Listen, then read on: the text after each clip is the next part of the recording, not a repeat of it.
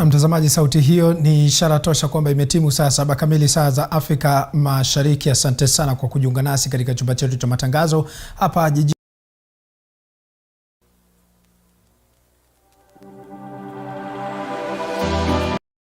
wa Kikuyu limetoa wito kwa wazazi kukumbatia mila na desturi ya jamii ya Gikuyu wakati wa tohara ya wanawao ili kulinda mila za jamii. Wakati wa zoezi hili, vijana hupata fursa ya kutangamana na wazee wa jamii na kufunzwa mila na desturi za jamii yao.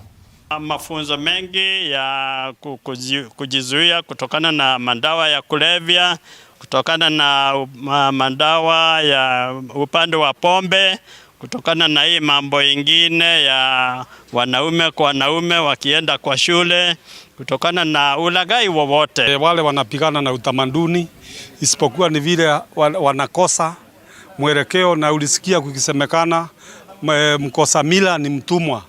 Sasa ningetaka kuwaelezea ni vizuri mtu akunje anjue mila yake na afuate mila. Kulikuwa na watu tukisema ukweli, watu wanaambiwa ukipeleka kwa wazee wanafundishwa ama wanaambiwa mambo mabaya, lakini hata wale wazazi wamekuja leo wakichukua watoto wao, wameona ni ukweli, ni utamaduni ule wa Kikuyu na ule wetu.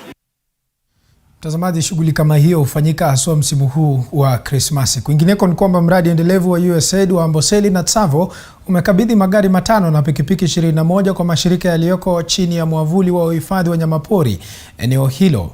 Magari hayo na pikipiki zinakabidhiwa katika hifadhi ya wanyamapori ya Lumo katika kaunti ya Taita Taveta, ambapo yanalenga kuendeleza juhudi za kuhifadhi wanyamapori kwa kuboresha usalama dhidi ya wawindaji haramu wa wanyamapori.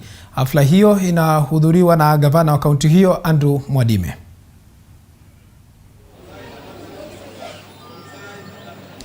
Kwa sasa mtazamaji, wacha tuvuke moja kwa moja tuungana naye mwandishi wetu Paul Muniu atuarifu mengi zaidi kuhusiana na hafla ambayo inaendelea katika maeneo ya Pwani. Paul Muniu, kama unanipata kwa njia iliyo safi zaidi, hebu tuarifu tu mengi zaidi kuhusiana na sekta hii ya wanyamapori na wawindaji haramu.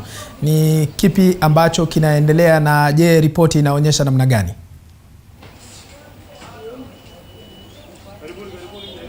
Asante sana Paul Kirobi, tunakujia moja kwa moja kutoka hifadhi ya wanyama ya Lumo, eneo bunge la Mwatate, bila shaka kutoka kaunti hii ya Tana River, na kile ambacho kinaendelea siku ya leo kaunti ya Taita Taveta kunradhi, na kile ambacho kinaendelea siku ya leo ni kwamba tuko katika hafla ya kuweza kukabidhiana magari 21, magari 5 na pikipiki 21 kutoka kwa mradi endelevu wa USAID. Na sasa ningependa tuweze kushirikisha baadhi ya watu ambao wameweza kutoa mchango kwa hafla hii ili kuhakikisha kwamba wanyama wanaendelea kulindwa. Kile ambacho wameweza kusisitiza siku ya leo, wamesema kwamba ni lazima wa Kenya haswa wanaopakana na mipaka ya mbuga za wanyama na vile hifadhi za mbuga ya wanyama waweze kuishi pamoja na wanyama ili kuweza kuzidi kutoa mchango wao wa kuweza kuwalinda wanyama. Kwa hivyo sasa nimeweza kuungana naye katibu mratibu wa IFAO ambaye vile ameweza kushirikiana na shirika la USAID ili kuweza kutoa mchango wao siku ya leo. Welcome sir to the event. Kindly introduce yourself and tell us what does IFAO do, to protect and to engage with the community to make sure that wildlife is protected. Sure. So I'm Azadine Downs. I'm the president and CEO of IFAO, International Fund for Animal Welfare. And what we focus on is animals and people thriving together. And I think that's a shift in the narrative of conservation. In the past, conservation was all about the lives of an animal, the lives of elephants, and we focus on that. But I think those days are gone. And you heard today that people are living with wildlife. And they also need to be protected if they're going to help us protect wildlife. And so what we're doing here today is expanding a project which you mentioned, funded by USAID, working with partners, but also working outside of the national parks. And this is really where I want to focus, is that wildlife spends 60, 70, 80% of its time outside of the national parks. So the focus in the past, simply thinking protect a space, is gone. That idea is gone. I met with President Ruto earlier last week, and we talked about this. And one of the points that I make about climate change, communities, and wildlife is that climate change is not a static thing. People and animals will be moving from one place to another. And I visited Loita earlier this week, and I could see that people were moving their cattle from one place that is suffering from climate change to places where there is wildlife. So there's already conflict there. I think the most important thing that we could focus on is respect. Start with respect. Start with respect for the life of wildlife, but also the life of the people that live with wildlife. What is the impact of that? The impact of that is really changing the narrative amongst donors. Today we heard a lot about statistics, how many acres we're protecting, how many people live in the community, how many people have been killed. And the thing that bothers me about the dialogue that focuses on a statistic is that it's simply cold and there's no soul to a statistics. But these vehicles and these motorcycles represent saving the lives of animals and people. So that's really what it's about today. Thank you so much. Karibu tena tuweze kuzungumza na mwingine aweze kutuelezea mchango wake wa siku. Kindly introduce yourself na vile vile uweze kutuelezea mchango wako wa siku ni upi. Nashukuru sana. Mimi ni Bongosa Mcharo. Mimi ni chairman wa Taita Taveta Wildlife Conservancy Association ambayo ni sauti ya ranches na conservancies katika county ya Taita Taveta. Siku ya leo ni siku ya furaha sana kwetu sisi kama TWCA na kama ranchers kwa ajili ya maendeleo haya ambayo tunaona. Tumeshirikiana na I4 ambayo ni NGO anashughulika mambo ya uhifadhi, na kupitia kwa funding ya USAID tumepata pesa za kununua hizi pikipiki na haya magari kwa ajili ya uhifadhi. Hizi pikipiki zitatumiwa zaidi na rangers katika ranches na conservancy for security na kwa patrol ya conservancy na ranches, ili kuwe na sheria. Many times kuna illegal movement in the ranches, kuna poachers, especially siku hizi kwa sababu ya bushmeat. Dikidiki wanauliwa, swara wanauliwa. Asante sana, na bila shaka naelekezwa kwamba muda wangu umekwisha, na cha muhimu ni kuweza kutoa ile heshima kati ya wanyamapori na vile vile katika jamii ambazo zinaishi karibu na mahali pale ama hifadhi hizo. Kwa hivyo kutoka upande huu sina la ziada, labda nilegeshe usukani kwa Paul Kirobi. Na asante sana Paul Muniu kutoka maeneo ya Pwani kwa kufanya mazungumzo hayo ya kina zaidi kuhusiana na uwindaji haramu. Kwingineko katika kaunti ya Nakuru ni kwamba kwa kawaida sekta ya uchukuzi huvuna pakubwa msimu wa Krismasi, lakini katika kaunti ya Nakuru mambo ni tofauti msimu huu, huko wahudumu wa magari ya usafiri wa umma wakirekodi idadi ndogo ya watu wanaojitokeza kusafiri. Moja kwa moja tunaungana naye mwandishi wetu Chichi Josephine ambaye anazungumza na baadhi ya wasimamizi wa sekta ya uchukuzi wa kampuni ya Monoline. Chichi Josephine, kama unanipata kwa njia safi zaidi, je, hali ya usafiri iko namna gani katika kaunti ya Nakuru? Naam, Kirobi, shukran sana. Hivi sasa nakujia mubashara kutoka stendi ya matatu hapa katika kaunti ya Nakuru ambayo ni ya Monoline. Watu wengi huielewa tu maana sehemu hii ni ya uchukuzi ambayo inajulikana na watu wengi. Hivyo basi tukielewa kwamba ni msimu wa sherehe za Krismasi ambapo watu wengi tu huweza kutoka sehemu moja hadi nyingine. Hivyo basi tuko hapa kuweza kujua ni nini ambacho kinaendelea hapa, iwapo nauli zimeongezwa. Na pia katika kaunti ya Nakuru tumekuwa tukiona idadi ya ajali zikiweza kuongezeka. Tujue pia mikakati yao ya kuhakikisha kwamba ajali zinapungua iko vipi. Hivyo basi niruhusu niweze kuzungumza na mmoja wa wasimamizi hapa katika stendi hii ya Monoline ambaye atatueleza zaidi kuhusiana na mipango yao. Karibia hapa, tuko moja kwa moja. Nieleze kwanza, tanguliza kwa jina na unieleze, tukiwa ni msimu wa Krismasi ambapo watu wengi tu wanaweza kutoka sehemu moja hadi nyingine, je, mmeweza kuongeza nauli?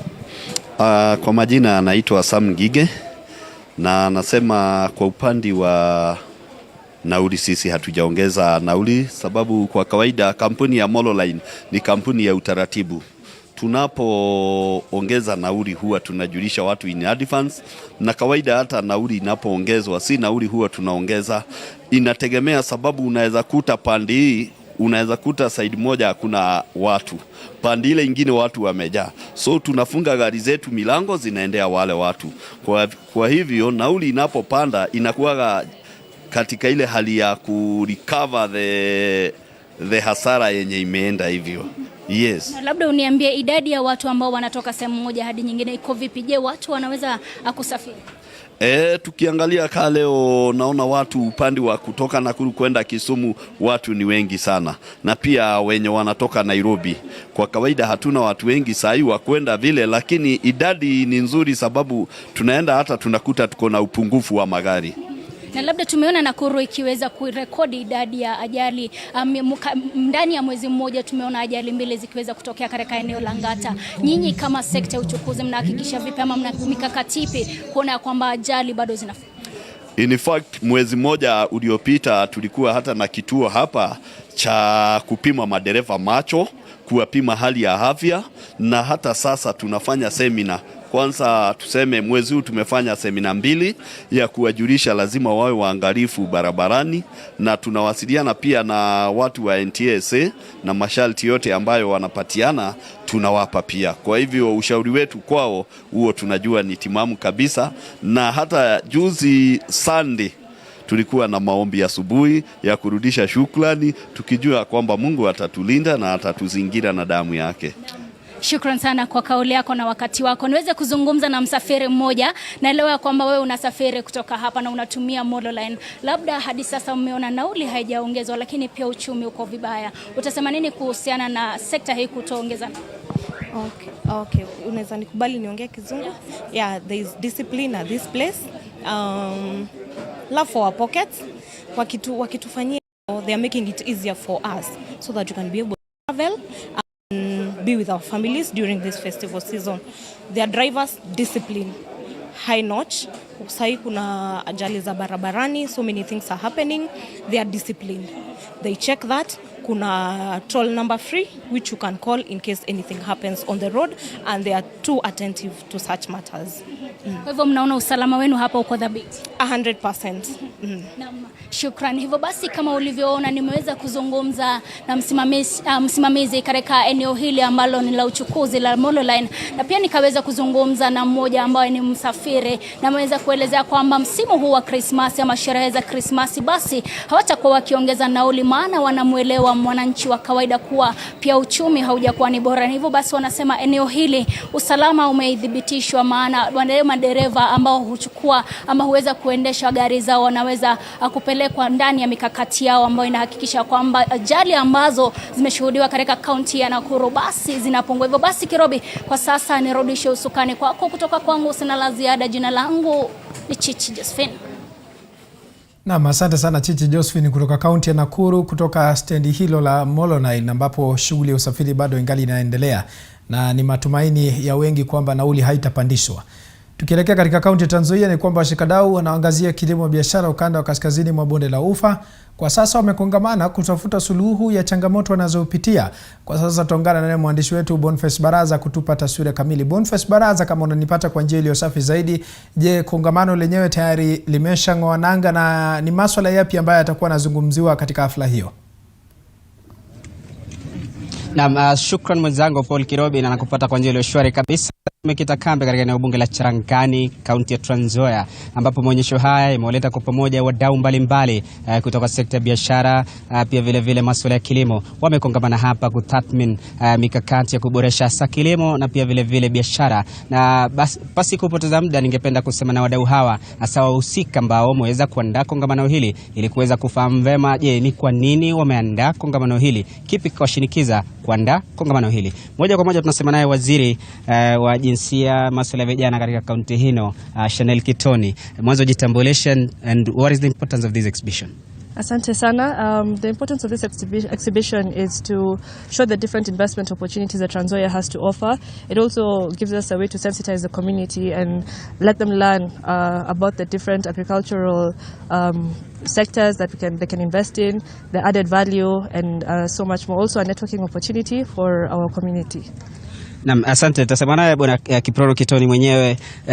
Katika maonyesho haya pana nafasi gani ya masuala tunayosema kwamba kilimo biashara, in English is agro business? Nataka niongee Swahili ama Kizungu? Okay.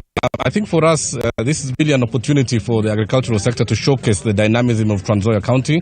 As you can see, we have a lot of value-added products here. We have most of the important stakeholders, and we've also got leaders from government and the private sector, as well as the local farming community. So I think for us, it's an opportunity for people to increase and enhance their knowledge of agriculture, which is really the mainstay of our economy. Yes. Asante Mheshimiwa, nitasema naye kwa kifupi tu umuhimu wa kongamano maonyesho haya. This is a great. My name is Dr. John Kenyude Mutunga, the Member of Parliament for Tigania West, and the current chairman of the Agriculture and Livestock Committee in the National Assembly. This is a great event.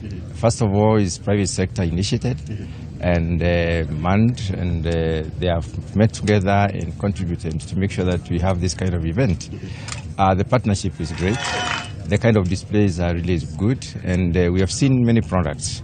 I have seen our value chain approach in everything, because I have seen both backward and forward integration, where buyers of products from the farmers are able to go back to the farm and inform the farmers what they need to do to maintain quality, and even going further on to break down these products into the specifics that probably the market demands. We have also seen that Trans Nzoia as a community is fairly exposed in terms of the products we've seen here. You can find these products anywhere in the world, and it means therefore people are getting overly enlightened, and it's a great exposure which I think we would like to encourage to happen in other parts of the country. So we are happy to be here, and we've learned a lot. And we are still in the process of learning. Thank you. Wacha niseme naye meneja mkurugenzi wa kampuni ya uzalishaji mbegu ya Kenya Seed Jonge hapa. Nafasi yenu katika maonyesho haya, ikifahamika kwamba ninyi mnajukumika na uzalishaji wa mbegu nchini. Okay. Thank you. Kenya Seed is one of the main sponsors for this event, and the reason is for us to be able to showcase our products to the farming community that we have.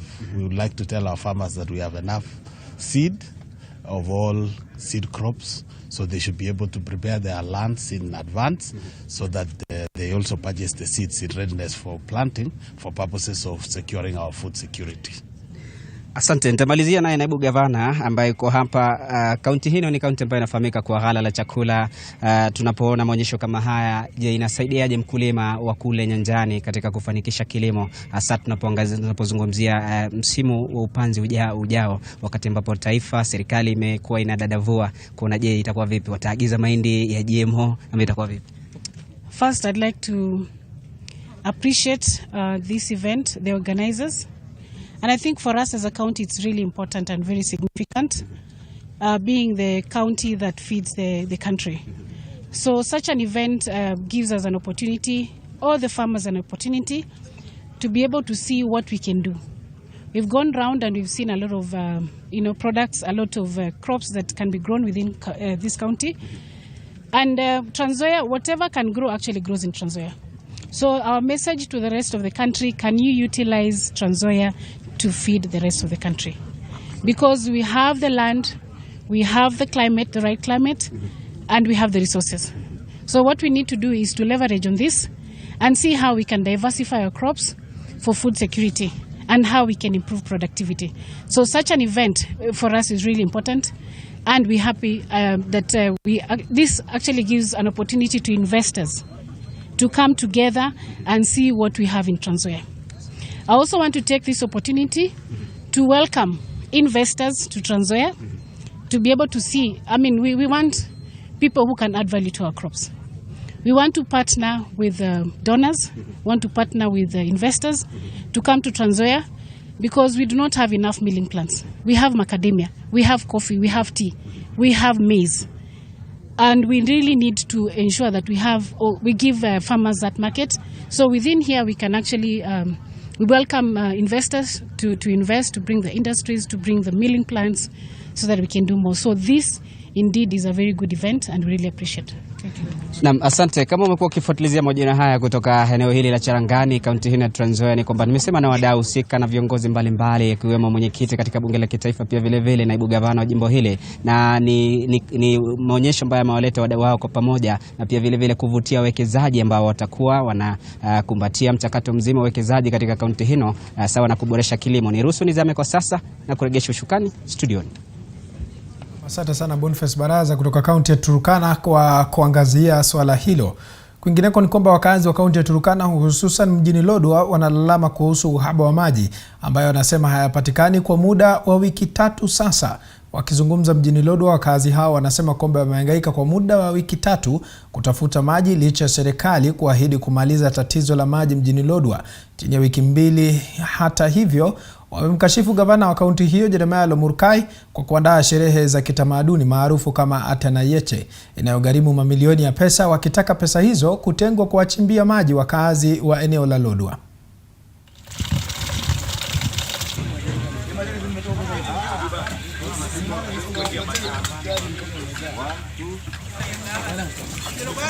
Na sisi tuko na kiangazi ya mambo ya maji na njaa. Angeshughulika mambo ya njaa kwanza, angeshughulika mambo ya maji, sherehe baadaye, sele watu wameshiba. Lakini sasa tuko na njaa, kwani tutaenda kula mlima? Watu hawana maji. Ni watu hawana maji. Serikali inatakana itupatie maji hata sisi tukunywe free. Angetoa pesa mingi aweke kwa ministry ya maji, ili maji ifikie kila mtu, maana maji ni uhai. Hata kama iko shida ya chakula, lakini maji ni muhimu kwanza kufikia watu, ili chakula itakapofika kwa watu wapate maji iko tayari. Kwingineko mtazamaji, kwenye taarifa ya kusikitisha ni kwamba maafisa 3 wa polisi waliopatikana na hatia ya mauaji ya aliyekuwa wakili Willy Kimani, mteja wake na dereva wake, sasa watahukumiwa tarehe 3 mwezi Februari mwaka ujao baada ya tarehe ya hukumu kuhairishwa.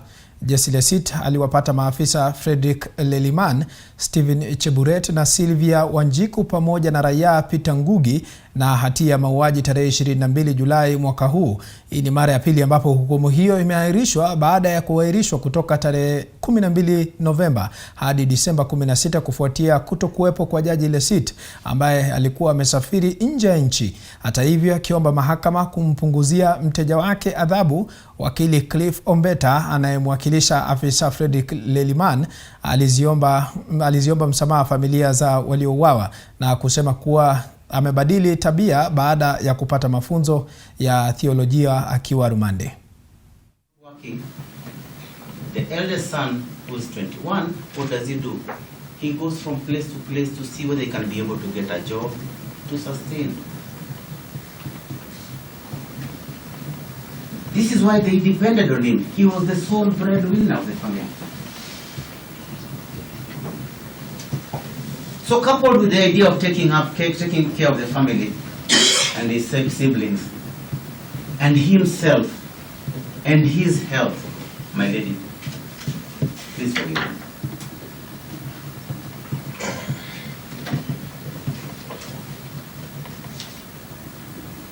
But this forgiveness, let us match it also with the family. And I'm telling them, and I know they're here, you have to forgive them. If you need to heal, start by forgiving him. Then he will heal.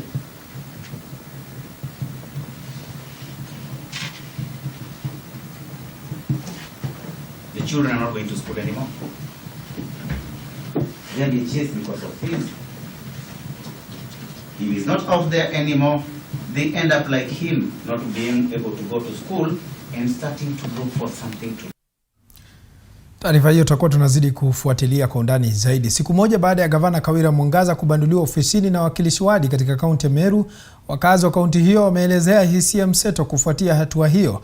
Mwanahabari wetu John Java Kiani amezungumza na wakazi na sasa anaungana nasi moja kwa moja. Java Kiama, hujambo, na maoni ya wakazi ni yapi kuhusiana na hatua ya kubanduliwa kwa gavana huyo? Asante sana Paul Kirobi, na kuja moja kwa moja hapa katika kaunti ya Meru, ambapo kama unavyofahamu ya kwamba kumekuwa na sarakasi nyingi katika kaunti hii baada ya gavana wa kaunti hii kuweza kutemwa na wawakilishi wadi kutokana na kile ambacho wameweza kusema kwamba hataki kufanya kazi na viongozi ambao wameweza kuchaguliwa. Na hapa tu niko na baadhi tu ya wananchi, ningetaka pia kusikia maoni yao kuhusiana pia na swala nzima hilo limeweza kutokea katika kaunti hii wiki hii. Na bila shaka nitaanza na wewe kwanza. Wewe kwanza unaitwa nani na maoni yako ni yapi kuhusiana pia na kuondolewa mamlakani kwa gavana Kawira? Mimi naitwa Simon Kiremi, mkaaji wa Meru. Aswa ile kitu ningependa kusema kwamba ni kwa wananchi wa Meru ni kwamba tungependa amani, na kulingana na ile mambo ambayo imetokea wiki hii ni mambo ambayo saa zingine unajua ni picha ambayo inaonekana mbaya sana katika wakaaji wa Meru, sababu mambo yale ambayo imetendeka si mambo ile ambayo tulikuwa tumetarajia kama wananchi wa Meru. Actually, tungependa tu kuwe na amani, sababu we citizen of Meru, we are for peace. Kwa hivyo tungependa kusema ya kwamba we are challenging the leaders, wale ambao tulichagua, sababu tulifanya kazi yetu sisi, lakini sasa it is on their side that kuwe na amani. Actually, mwananchi wa kawaida mambo yale ambayo inatendeka ni mambo mengine hata mwananchi ajui, lakini tunaweza kusema ya kwamba what we want in Meru, what we want in Meru, it is only peace. We are for peace, na hiyo ndio ile kitu ambayo tungependa MCA pamoja na gavana kuwe na amani, sababu mambo mingi sana ile ambayo inatendeka, it is only peace that can make us our life be good to us. Asante sana. Labda tupate kauli ya mwingine hapa, labda tutuelezea majina yako na unahisi vipi bunge la kaunti ya Meru limeweza kuondoa gavana Kawira Mwangaza, unalipi la kusema? Kwa jina mimi ni Bundi Rutere. Mimi ni mkaaji wa Meru Town, ama tuseme chini ya Gitembene Gachanka. Kusema kweli sisi wa Meru ni watu ambao wanapenda amani na tunapenda maendeleo, kwa sababu ukiangalia siku za nyuma wakati kulikuwa huko katika bonde la Ufa, wakati kulitokea mchafuko, wa Meru walikuwa na amani, na ni watu wengi waliona tukitoa mfano mzuri na wakaweza hata kuhamia. Sasa siku hizi tuna wageni wengi ambao wametoka sehemu mbalimbali. Kwa hivyo sisi kama vile mwenzangu amesema, wakati tumechagua hao watu tunatarajia maendeleo, tunatarajia hao watu washirikiane waweze kututendea kazi. Lakini sasa ukiona wanapoteza muda mwingi, sasa kwa mfano sasa unajua hakuna haja kwa vita, ni vizuri watu wanaketi wanaheshimiana. Tunasema kwa Kiingereza kwamba respect is two-way traffic. Kwa hivyo si mmoja kwamba atarajia apewe heshima wakati ampi mwingine heshima. Kwa hivyo tunatarajia watu wakae kwa kikao na watupigie mfano mzuri, kwa sababu ni viongozi tu wamewachagua. Sioni haja yao kupigana, kwa sababu wanatupigia mfano mzuri hata kwa mbaya hata kwa watoto wetu. Labda unahisi labda gavana kwa sababu kwa seneti atatarajiwa kufika kwa seneti, unahisi vipi seneti inafaa kusimama na mama ama unahisi vipi? Mi matarajio yangu ni kwamba wana seneti wataweza kufanya uamuzi ambao ni mwafaka, kwa sababu natarajia kwamba hata wao na ukamavu wakati wanapoamua, kwa sababu unaona tutaingia gharama kubwa, kwa sababu kuna ile hali ya kurundia na kuna gharama kubwa, na tena tutakuwa tumepoteza muda mwingi sana. Naona mi matarajio yangu ni hao watu wana seneti waone vile wanaweza kushirikisha hao watu, kuwaleta pamoja, tuweze kupata maendeleo na hadi iendelee, kwa sababu kurundia uchaguzi si kusema